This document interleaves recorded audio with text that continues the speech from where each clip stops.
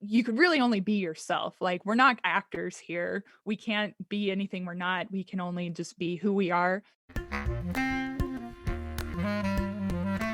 Hi, I'm Sean Perrin, and you're listening to episode 155 of the Clarinet podcast, the show for clarinetists. Today's special guest on the program is Callie Laughlin from Callie's Clarinet channel on YouTube. We discuss how to build confidence as a content creator in front of the camera, why it's important to put your own personality into your projects and your music, and how you can always work to get better no matter how good you are at something, just by practicing. Patreon supporters will get access to an ad-free extended version of today's episode where we learn a little bit more about Callie's musical tastes, hobbies outside of music, and more. I want to take a moment to thank our sponsors for making today's show possible. You can take your playing to the next level with Bakun Musical Services. With 14-day trials, free shipping on eligible orders, and expert advice, you can be sure you're making the best choice for your musical needs. For Canadian customers, be sure to check out the new store that allows you to pay in Canadian dollars. And for everyone listening, I have an exclusive coupon just for you to save just by listening to the podcast. You can use code Clarinet at checkout to save 10% off your next purchase at bakunmusical.com. That's code Clarinet at bakunmusical.com. Imagine a reed that lets you focus on your music, lasts for months instead of days, and even saves you money in the long run. It's all possible with Leger Reeds, the world's leading synthetic reed brand made right here in Canada. The European cut reed is preferred by Leger artists all over the world, including Eddie Daniels, David Schifrin, Corrado Giuffretti, and many others. It offers a warm, clean sound with a great ease of articulation and is now available for E-flat, B-flat, and bass clarinet. Learn more at your local music store or at legere.com. That's Legere.com. So I'm here today with Callie Laughlin, who is the clarinetist from Callie's Clarinet channel, and she's coming to us today from Chicago. That is a lot of C's. Welcome to the podcast, Callie. Hi, thanks for having me. Yeah, that is a lot of C's. And I'm from Calgary, and it's pretty cold outside right now. And maybe today we'll talk about your cat too a Oh little my bit. gosh, the alliteration. I feel like On the clarinetist. Clarinet podcast. Yeah.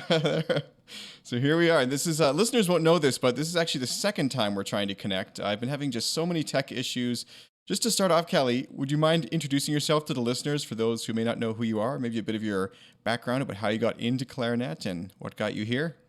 So I started playing clarinet when I was 9 years old. And yeah, when it came time to just, go to band and pick out what instrument I was going to play, I was fascinated by the shiny brass instruments. And I really took a liking to the French horn. But then my mom said that her best friend had played clarinet when she was growing up. And, I thought her best friend was pretty cool. And I was like, well, hey, there's someone I know that plays this instrument. So maybe I'll give clarinet a try and maybe she can give me some tips and tricks.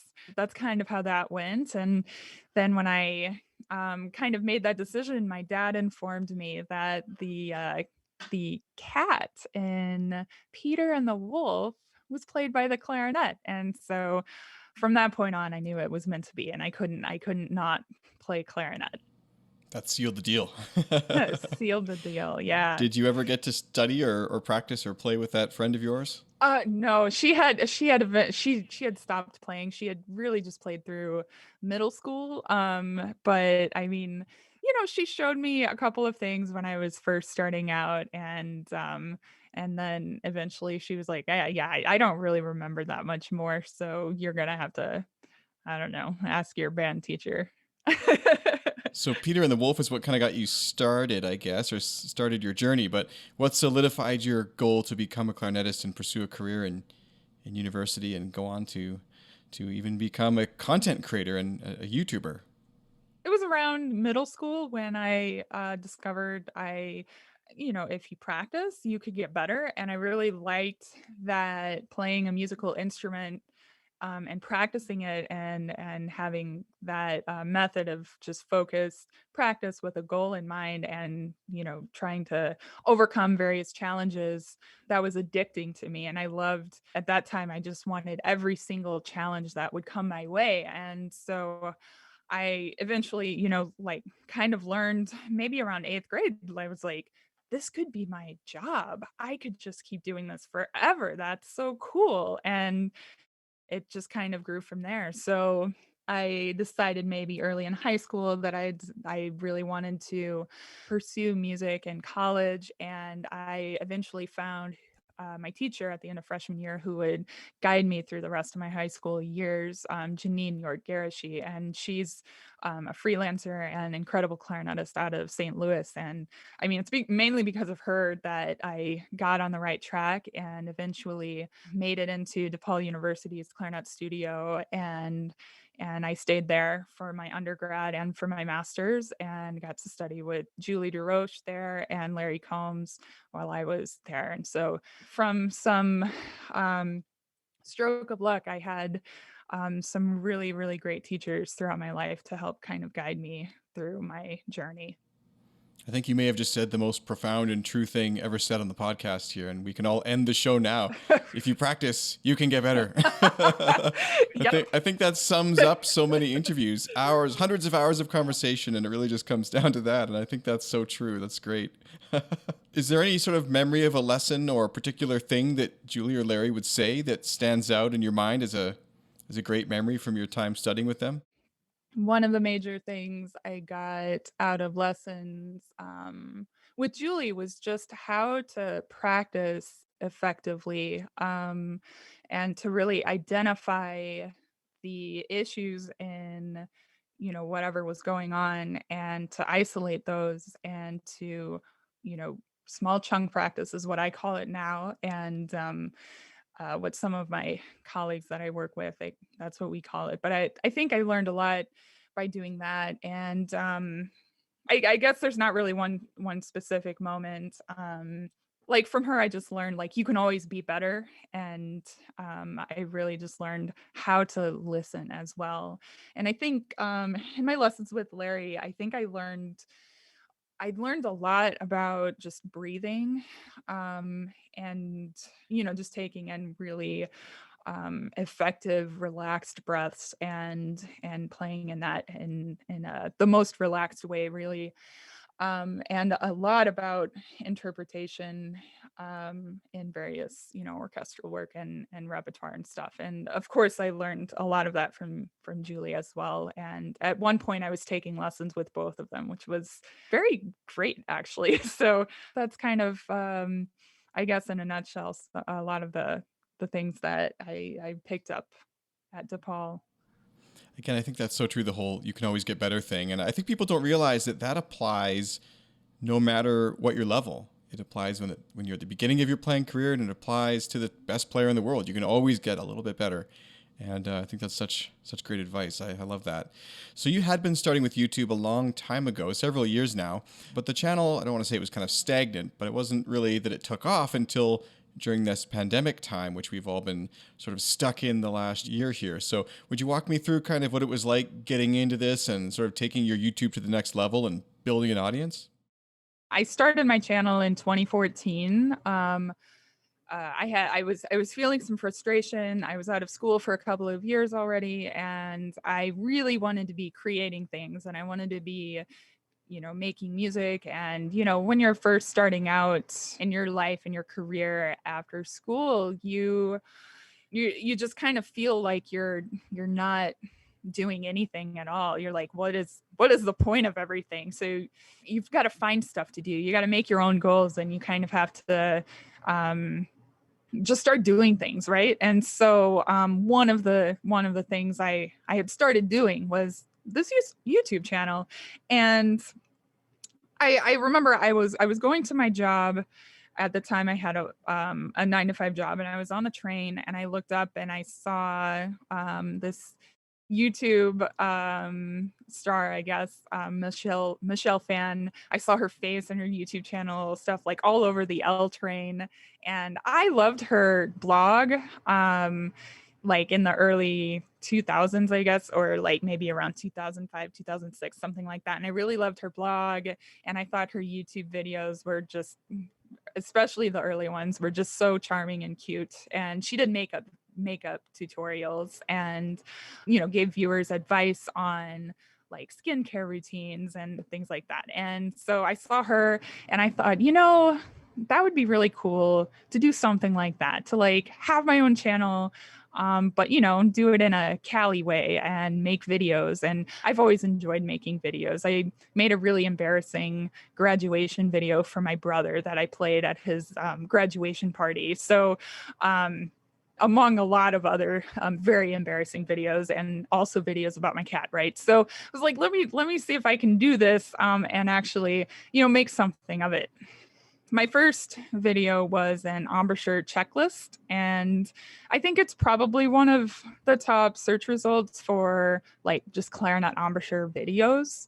And it's, just the basics of forming a good clarinet embouchure. And that was one of my first videos. And I don't think it would have been um a go-to video had I not had the help of Van Doren sharing that video when it right after it first came out. And like you'll watch it, it's clearly very homemade and it's not in HD and the sound is mediocre and everything, but it's fun, informative, and I think it's helped a lot of kids around the world kind of get on the right track for embouchure. And so that was super fun, and I've started making videos on occasion after that, but I never really got into posting regularly as I should have. I had tried a series called like the weekly practice tip. That was kind of a failure because part of the problem with that is I would give a tip, but I wouldn't give people things to practice. And so once the pandemic started, I was able to, since a lot of my time was available since there were no gigs and everything, I thought, okay, well, I'm going to try to get this YouTube thing off the ground again. And so what I decided to start doing is I decided, okay, once a week I'm going to post a video with a musical excerpt and something very specific that viewers can take home and practice. And it's usually stuff that people already know. Like we all know how to make a good embouchure and how to breathe and how to do our hands and fingers. But my idea for this, and it's my Saturday morning video release is called Clarinets, Cats, and Coffee. But it really is just clarinet, right? And my idea behind that was just a nice reminder in a short video for viewers to just hit maybe one fundamental in a moderately difficult or even some very easy exercises and or excerpt or repertoire to kind of help guide their way through whatever troubles they may have. Yeah, I love that. I really think that you've hit the nail on the head that part of building content is to sort of engage with the audience and give people a reason to want to kind of come back and also to put your personality into it. It took me as a podcaster a really long time to kind of figure out that people were partially there to listen to me. And so injecting my personality and doing it, Sean's way was one of the challenges. So it's so cool that you realized from the get-go that you want to do something Callie's way. And in a way, that's sort of the purpose of all art, really, is to put your own personality into it. Otherwise, kind of what's the point, So I think that's really excellent. So what other sort of subjects have been popular on there, and what kind of things are you planning next? Yeah, so the Saturday morning thing has been really popular, and the like videos on that help viewers work on hand and finger technique, those have been really popular. I started something new actually in January, and I just finished it. It was a series on the Weber concertino. I was like, I'm gonna feature this on my Saturday morning series and see what everybody thinks of it. Because up to that point, I really hadn't done much with like actual repertoire. It was mainly just like etudes and little excerpts of like, studies and things out of various method books. And I was like, I'm gonna start doing excerpts of the Weber concertino. And I took viewers through the entire concertino over the course of I think 5 or 6 weeks, and I just divided it up into sections. And each video has one major concept to kind of think about and one major tip. And the thing I tried doing with that series was make sure that the tips that I give viewers could apply to any music they're practicing and not just the Weber concertino because I wanted some of my viewers are beginners and some of my viewers are very advanced, and so some of the viewers were actually working on the concertino as the videos were coming out, and it was really exciting. Other viewers were, earlier in their stage of learning, but the concept still applied to them for counting, for hand position, for air, for musical interpretation. And so the Weber Concertino series actually went really, really well. And so for right now, I'm gonna kind of regroup with my viewers, and we're going to just go through some more fundamentals. I've got some other exercises coming up for hand and finger technique. And then I think probably maybe in a month or two, I'll start doing maybe another repertoire piece. So I kind of have to look through and see what repertoire, but there's gobs of stuff out there. And the other thing that I try to do is make sure that all of the music that I share on my channel is available for everybody to at least get the clarinet part for free. The Weber concertino is in public domain. Obviously, if you want a good edition of it, you need to buy it, but I try to stick with things that they can download and just start practicing right away. So yeah, I mean, coming up, I mean, there are lots of options, and I kind of need to feel the room and see what everybody's feeling after doing the next few weeks of technique. So I got a little ahead of myself, but I also want to know, like, how are you so excellent on the camera? I mean, you really seem to have a great sort of stage presence, if that's the word. And from experience, I know that for me, I find it, easy to play, but harder to talk in front of the camera. So did that come naturally for you, or is it something you still work on, or do you have any tips for doing that? Oh, I just wanna say thank you, like, for noticing. I've actually worked really hard on that. I think my earlier videos, I definitely had anxiety, about being on camera, and so, a lot of my early videos, I didn't talk at all, and it was just voiceover work, and, once I started posting videos of me actually talking to the camera, there were actual viewers who were like, "Wow, you can talk." And I was like, "Yes, yes, I can." But, yeah, if you go back and you watch the weekly practice tip, my camera presence on all of those videos are actually, I think it's pretty bad. I just did not know how to be a person on camera, and so some of them, I'm just way too dramatic and silly, and some of them I'm clearly having problems talking at the camera without my voice being shaky. So but it's fine. I'll leave them up there for everybody to laugh at later on. But, so it really just took a lot of time, and a lot of hours of recording myself and re-recording myself and just realizing that, and I'm sure like you've probably gotten into a rhythm and you know how to be when you're on a podcast, but it's kind of the same. You could really only be yourself. Like, we're not actors here. We can't be anything we're not. We can only just be who we are. And so it took a long time and a lot of hours, but it that's how I came to be, I guess, so great in front of the camera.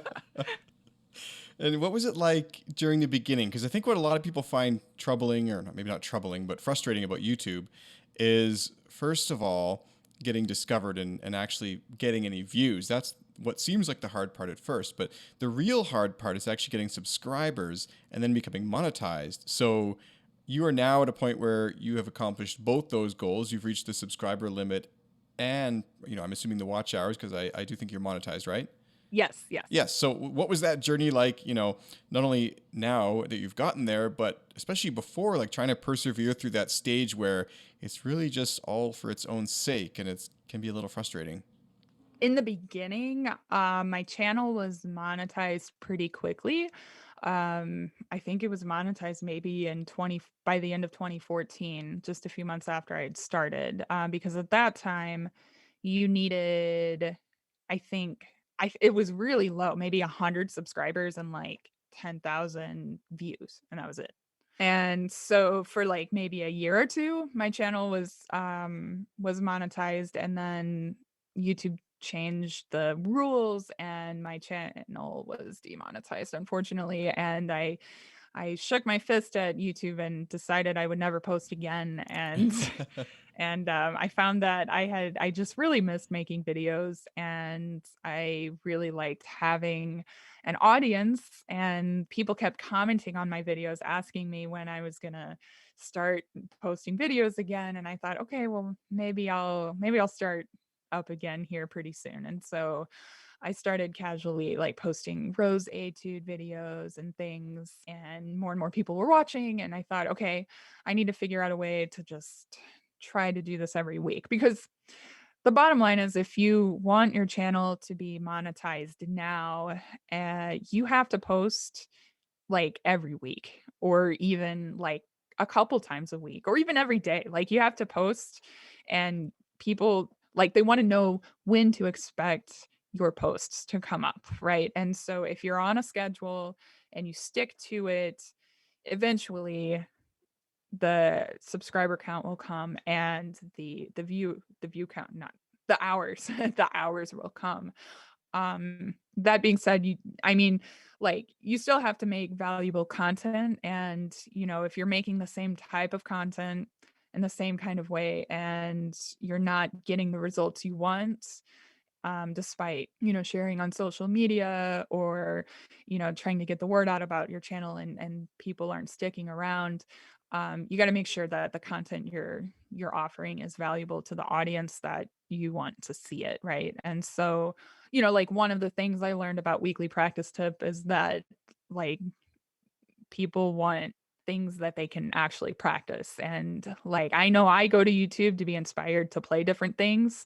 So I'll just sit there and I'll watch all these artists that I really love and I'll be like, "Oh yeah, I really want to learn, you know, that Jean piece that everybody's playing." So yeah, so like I guess in my eyes, I wanted to give people something they could be excited to do and something they could do right away after watching my videos.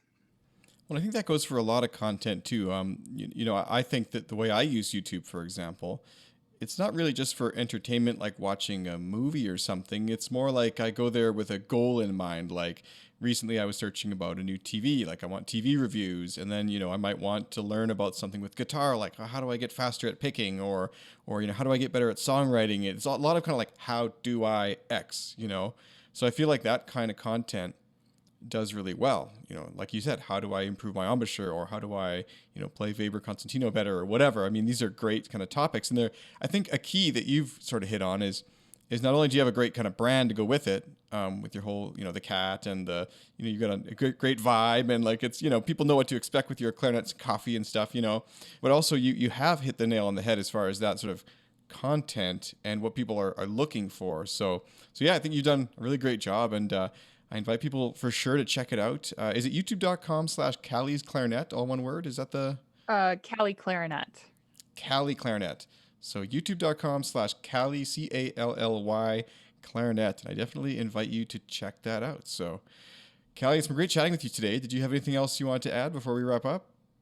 If anybody out there is considering starting a YouTube channel, you just gotta do it and you just gotta stick to it and be willing to kind of learn as you go and modify things as you go along and don't be afraid to try new stuff.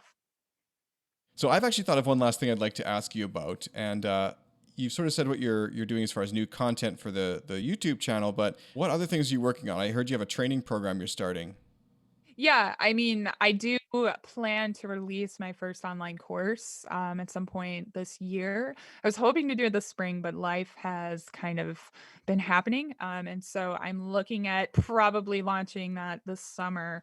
I have a few ideas for it, but that's all I have right now. That's all I have right now. Life has been happening. I think that sums up 2020 Yeah. for a lot of people. Yeah. So, well, thank you so much for coming on the show today. If you are listening on iTunes or Spotify or now Amazon for the free edition of the show, it will end here. But I do want to invite you to check out Callie's YouTube channel at youtube.com/Callie Clarinet. And you also have a Patreon as well, I believe, so you can check that out and support what she's doing. Really great stuff. Do check it out. But if you're listening on our Patreon account, you will be able to tune in for an extended ad-free version of this show with some bonus lightning round questions that I'll be asking Callie right now. So, Callie, thank you so much for joining me. And for those of you coming forward into the listeners area or the Patreon area, I look forward to seeing you there. Thank you.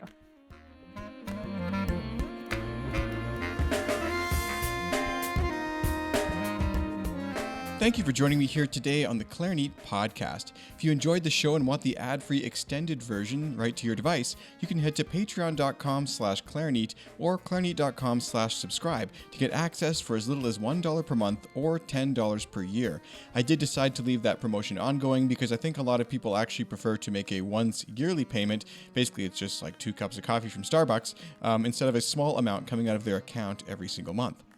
Thank you, of course, to all those who are supporting the show at the gold level especially. This is more than $10 per month. We have Andrew M., April J., David S., Debbie A., Glenn K., Jason S., Josh N., Karen K., Miguel D., Todd M., and William L. Thank you so much for making the show possible. Thank you, of course, also to our sponsors. We have Leger Reeds, and if you're a Canadian right now or you live basically on planet Earth, you'll know that springtime can be a real transition, or I guess going into winter for the Australians among us, but seasonal changes can be a huge time of great discomfort for your reeds, let's put it that way, unless you play Leger. I haven't had these troubles in a long time since switching to Leger reeds.